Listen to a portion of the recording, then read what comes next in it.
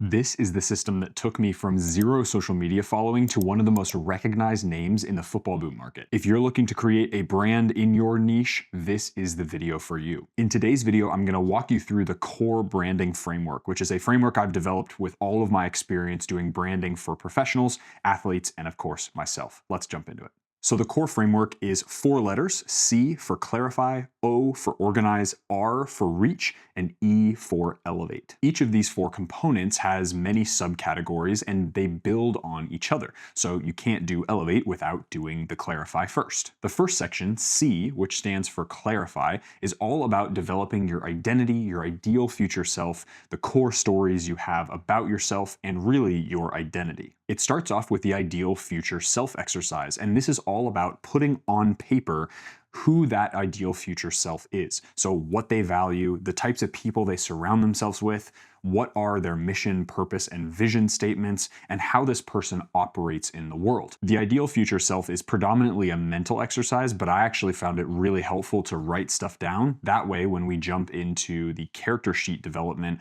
or any future exercise in this entire process, it makes it much easier to take those notes and apply them to what you're doing in the future. Let me give you a quick version that you can do right now. So if you're sitting, close your eyes and imagine you are with a group of people. You see your 70-year-old self, the ideal version of that 70-year-old self, the person who you could become.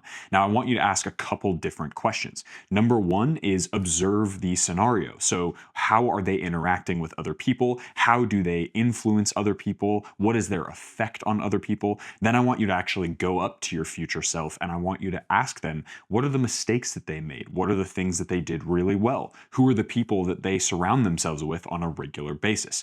Then step back a step and go to the people around them and ask, what is the impact that that ideal future self has had on that specific person? How do they interact with people? What is their day-to-day life like? What do they do for work? Once you can answer these questions, you'll have a really good idea of not only who that ideal future self is, but also how that ideal future self interacts with the world. This will become an amazing filter for you to look at all the different decisions that you make on a day-to-day basis, and you can say to yourself, hey, does this align with this ideal future self or doesn't it?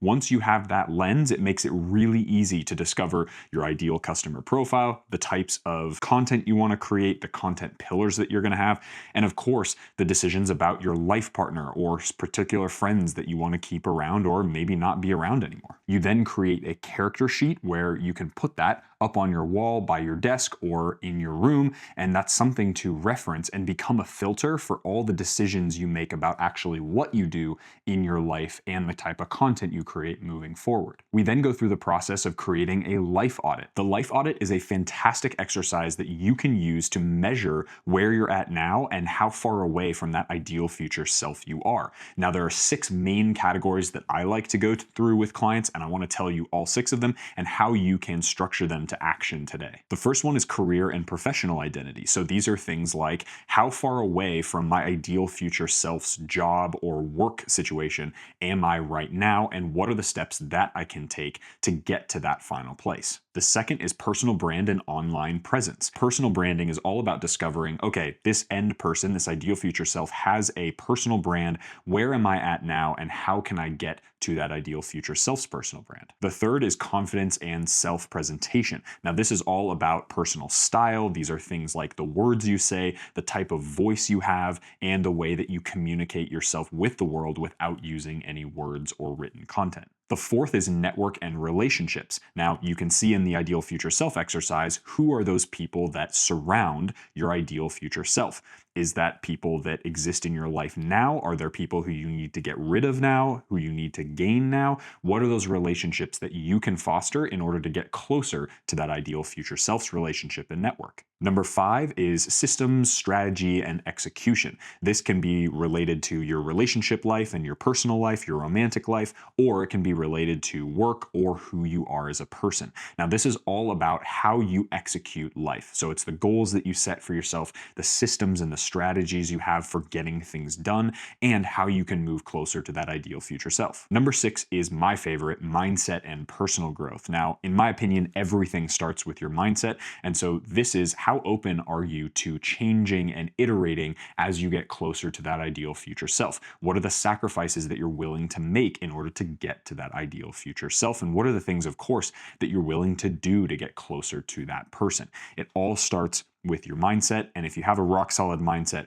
nothing's going to stop you. The final piece of this first clarify section is about building a brand Bible document. Now, this is taking all the things from the ideal future self exercise. We're also going to take things from the life audit and some things maybe in between that will allow you to get a roadmap for how to move closer to that ideal future self. The Brand Bible document will also give you an idea of what your visual and verbal identity are. So for example, the Noah Kavanaugh logo and white, black, gray, and blue. Also, it includes your mission, vision, and purpose statements. Those are really clearly defined as well. And a short list of 3 to 5 of your top values. These will start to influence the type of content you create and really the way that you engage in the world. And a very fun exercise, which is developing your core stories. Now, core story development is all about putting all the big stories that you have told people over the course of your life that have taught you something really important to yourself, or it's something that you find was a pivot moment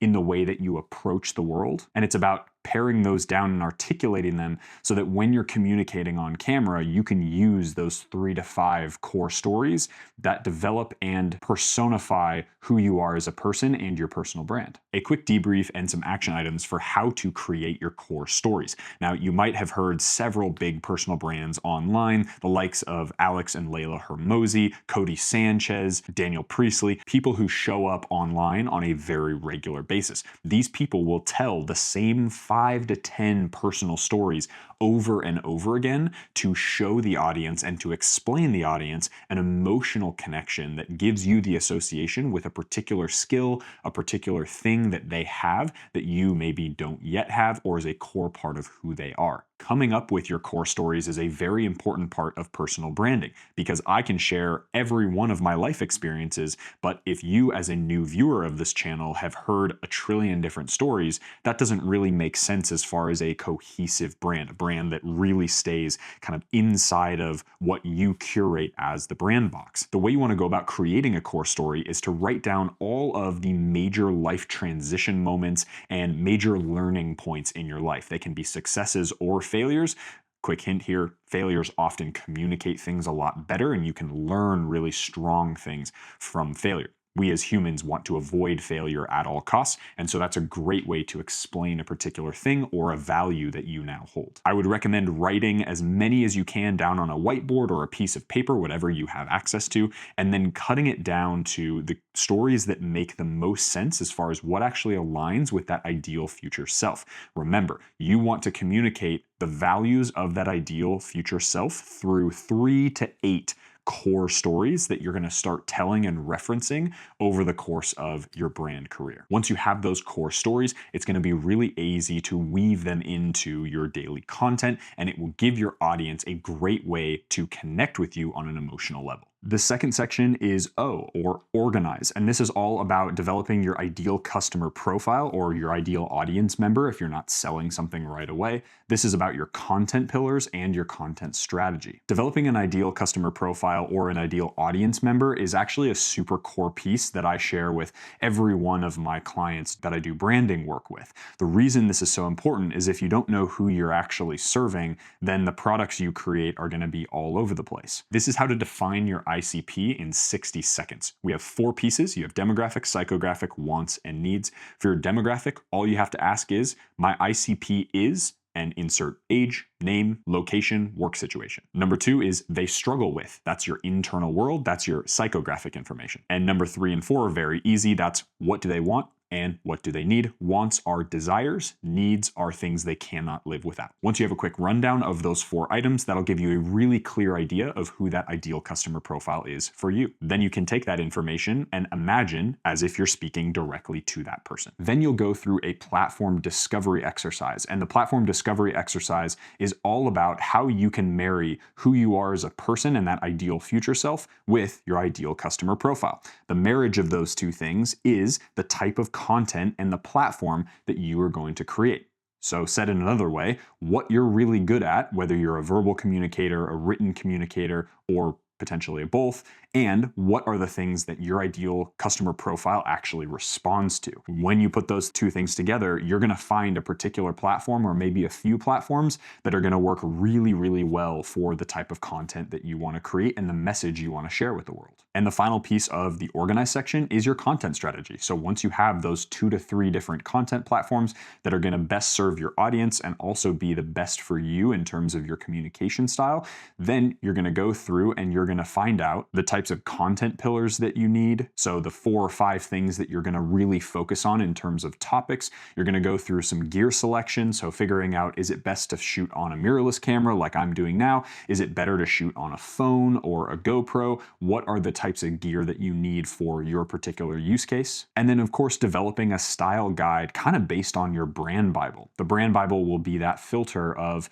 I could go into YouTube, find a couple videos in a particular niche that I really like, whether it's my niche or not, doesn't really matter. And I can say, how can I apply that format to what I'm doing that's in line with my brand guidelines? The third section is R in the core framework, or reach. And this is all about execution, systems, and consistency. At the end of the day, the reach phase is really just about action. So it's about taking aggressive action, and then in that, finding systems and finding ways of motivating yourself and keeping disciplined with the creation of and posting of different types of content. And of course, this is going to look completely different for different types of people, right? Some people are going to do a weekly podcast, and so they're only really producing content once a week, whereas other people are going to be posting daily or even 2 times a day on TikTok or Instagram, and so their content schedule is going to look a little bit different. The important piece, though, is that you are consistent. Quality and quantity have nothing on consistency. You can produce all the content you want, but if it's only on one day of the month and then you never produce anything else the rest of the month, that doesn't really work so well. It's really important at the beginning to show up really consistently with a specific style of content in your niche so that the algorithm and people in general know that, hey, I'm going to this person for that specific thing. It's also important during the tail end of that reach phase, now that you have a ton of data to look at and say, I've created 1,000 posts, or I've even created 100 posts. What are the things that I'm learning? How are people engaging with my content? What are the types of things and problem areas that my viewers seem to have with my topic? And so you can start to think about, once we get into the 4th stage, which is elevate, what are the products and services that I can potentially start to think about in order to help my audience even more? So the 4th stage is E, or elevate. And this is all about growth. It's about partnerships, collaborations, and becoming a key person of influence, as Daniel Priestley coined the term. This is where we take all of the information from who you are as a person, the type of person you want to serve, and all of the data that you'll gain from actually posting your experience and your expertise in whatever niche you're in.